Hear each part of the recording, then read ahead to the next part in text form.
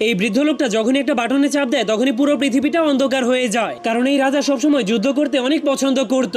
এই জন্য তার সৈনিকেরা সবসময় লড়াই করত, যার কারণে সেই যুদ্ধের শব্দের কারণে সেই রাজার বাবা একদমই ঘুমাতে পারতো না। এরপর রাজা যখনই দেখতে পায় পুরো পৃথিবীটা অন্ধকার হয়ে গেছে, তখন সে তার লাইটটাকে বের করে যুদ্ধের ময়দানে মেরে দিলে আবারও যুদ্ধ শুরু হয়ে যায়, যার কারণে তখনই যুদ্ধের শব্দ শুনে সেই বৃদ্ধ লোকটার ঘুম ভেঙে যায়। কিন্তু এখন তার কাছে কোনো রাস্তা না থাকার কারণে সে আবারও সেই সুইচটাকে অন করে দেয়। এরপর সে রাজমহলের পানির ঝর্ণাটাকে যুদ্ধের ময়দানের দিকে ঘুরিয়ে দেয়, যার কারণে পানির ফোঁটা পড়তে পড়তে সেখানে অনেক জোরে বৃষ্টি শুরু হয়ে যায়। এই জন্য সেখানে বন্যা শুরু হয়ে গেলে ধীরে ধীরে পুরো দুনিয়াটা ডুবে যায়। যা দেখার পর সেই রাজার বাবার মনে হয় এখন সে অনেক শান্তিতে ঘুমাতে পারবে। কিন্তু তখনই রাজা যুদ্ধ করার জন্য একটা সাবমেরিন তৈরি করে ফেলে, যার কারণে তখনই যুদ্ধের শব্দ শুনে আবারও বৃদ্ধ লোকটার ঘুম ভেঙে যায়, কারণ এখন সেই রাজা পানির উপরে যুদ্ধ শুরু করে দিয়েছিল।